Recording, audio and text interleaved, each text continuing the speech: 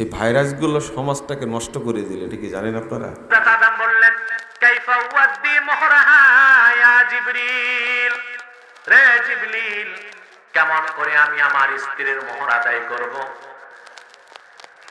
মাওয়াহিবুল লাদুনিয়াতে ইমাম কাসতালানী সহিহ সনদে নকল করেছেন। জিবরিল বললেন, শোনো আদম, সাল্লি আলা মুহাম্মাদিন সালাসা মাররাত, তুমি তিনবার আখিরি নবী মুহাম্মদ সাল্লাল্লাহু আলাইহি ওয়াসাল্লামের উপর দরুদ পাঠায় দাও, আল্লাহ পাক তোমার স্ত্রীর মোহর আদায় করে নিবে। আদম নবী ডাক দিয়ে বলেন, রব্বুল আলামিন, তাকানো যাবে, ধরাও যাবে, এই কায়দা করে দাও। আল্লাহ তাআলা বলেন, তাকানো ধরা যাবে যদি বিয়ে করো। হযরতে আদম বলছে, আল্লাহ আমি রাজি। তুমি রাজি হলেই তো হবে না। ওয়াতুহুন্না বুজুরাহুন্না ফারিদা, দেন মোহর দেওয়া লাগবে। আদম নবী বলছে, আল্লাহ এন্টি পকেট কিচ্ছু নেই, টাকা নেই, বিয়ে করার শখ আছে কোত্থেকে? হযরতে আদম বলে, আল্লাহ তুমি আমাকে দেখালি কেন? দেখিয়েছো যখন, আমাকে বিয়ে দেওয়াই লাগবে, আমি রাজি। তুমি কি করলে বিয়ে করা যায় সেই ব্যবস্থা করো। আল্লাহ তাআলা ওই দিন বলেছিলেন, আমার হাবিব মুহাম্মদুর রাসূলুল্লাহর নামে 10 বার দরুদ পড়ো, এইটাই তোমার দেন মোহর হিসাবে কবুল করে নেব।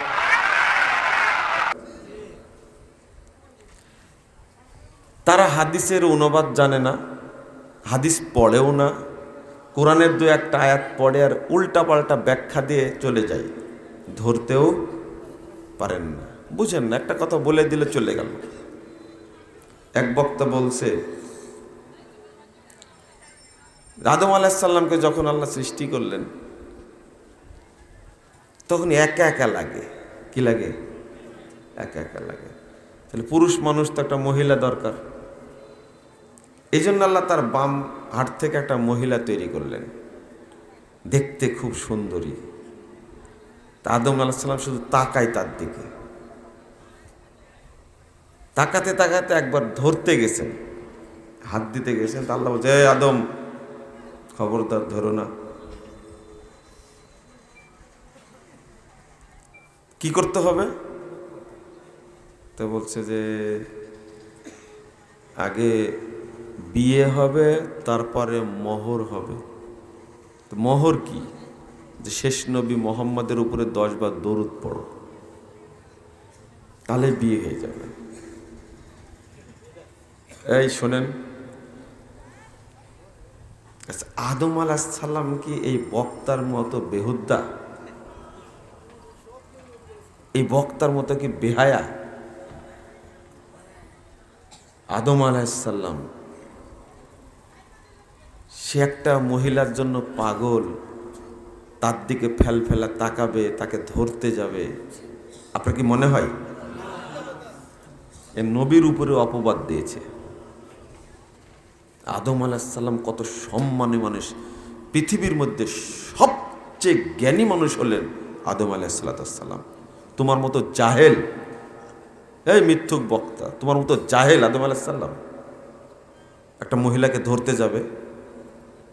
কেমন বেহায়া, বলে কেমনে? কিন্তু আপনি যে তার ফলোয়ার, আমি যে বলছি কথাগুলো, আপনার ভিতরটা পুড়ে যাচ্ছে এখন, তাই না? পুড়ে যাচ্ছে একবারে। মানে আদমের চেয়ে এই মিথ্যুক মুফাসসারের মধ্যে আপনার মহব্বতটা বেশি। হোক, আপনার সাথে আমার সাথ নাই, আপনার অন্তরটা পুড়ে ইবলিস নিয়ে চলে যাক, তাতে আমার যায় আসে না। আদম আলাইহিস সালাম একজন সম্মানী নবী মানুষের উপরে এই মিথ্যুক মিথ্যাচার করেছে, আমি তাকে ছাড় দিব না ইনশাল্লাহ। কেন বলল? কেন আয়াতটা পড়েননি আপনি? হাওয়াকে কি আল্লাহ একটা মহিলা হিসাবে সৃষ্টি করেছেন? আল্লাহ কি বলেছেন? ইয়া আইয়ুহান নাসুত্তাকু রব্বুকুমুল্লাযী খালাকাকুম মিন নাফসিন ওয়াহিদা, তারপরে কি? ওয়া খালাকা মিনহা জাওজাহা। হাওয়াকে যখন আল্লাহ সৃষ্টি করেছেন, আদমের স্ত্রী হিসাবে সৃষ্টি করেছেন, তার দিকে তাকালেই বাকি, জোড়ে ধরলেই বাকি মিথ্যুক মুফাসসিরের যায় আসে?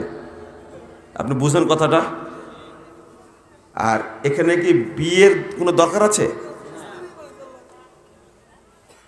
তৌবা তৌবা তৌবা, কেমনে সাজাইছে। কিন্তু আপনি এটা বুঝবেন না। এমন জোরে সুবহানাল্লাহ বলছেন, মনে হচ্ছে একবারে আসমান ফেটে গেল।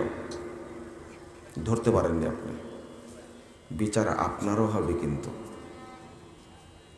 আপনারও বিচার হবে, সাবধান। এক মুরব্বী বলছেন যে, বাবা, অনেক দিন থেকে আলোচনা শুনছি, আলেমদেরকে নিয়ে আসি, কিন্তু আশ্চর্য হলাম, এরা বক্তা মানুষ। 18,000 টাকা দিলাম, তে নিল না। বলছে না, 20,000-ই দেওয়া লাগবে। বলেন কি? তাই 20,000 দিলাম। বলছে না, 18 নিল না, তো 20 পুরাই দিলাম। তো বলছে না, আমাকে 22-ই দিতে হবে। বুঝতে পারলেন? ভাইরাস বক্তা। আর এরা আপনাদের কাছে খুব প্রিয়, তাই না? এক বক্তা বলছে যে 50,000 টাকা দিয়ে যান, এটা এন্ট্রি করছি। অগ্রিম পাথেও দিলেন না, তো এন্ট্রি হলো না।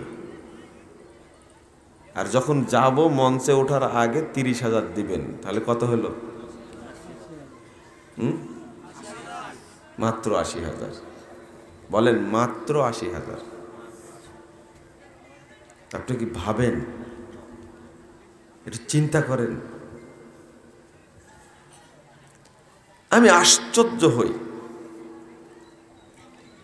যে যারা চুক্তি করে বক্তব্য দেয়, আপনারা তাদের আলোচনা মনোযোগ দিয়ে শোনেন, আবার তাদেরকে বলেন ভাইরাল বক্তা, তাই না? এখন তো 3 লাখ টাকা করে নিচ্ছে, কোনো বরকত নাই। একজন বিজ্ঞ আলেমকে গাড়ি ভাড়া দিলেন 10,000 টাকা, আর চুক্তি করে আসছে, ও কিছুই জানে না, হাদিসের এবারও তো পড়তে জানে না, ওকে দিয়েছেন আপনি 35,000 টাকা। আচ্ছা বলেন তো আপনি, মানে আমাদের কাছে খুব ক্ষোভ প্রকাশ করে, দুঃখ প্রকাশ করে বলছেন যখন কর্তৃপক্ষ, এখন ধাতানিটা কাকে দেওয়া লাগে বলেন তো? কাকে? এই যে চুক্তি করে বিয়ে দেওয়ার মতো, তাই না? আপনি যে বক্তাকে নিয়ে আসলেন, এই বক্তা তো আপনার এলাকায় চিনে না। আপনি তার কাছে ডেট নিয়েছেন, তারপরে তো চিনেছেন। এই মুরিদ আর বক্তার মধ্যে কোনো তফাৎ নাই।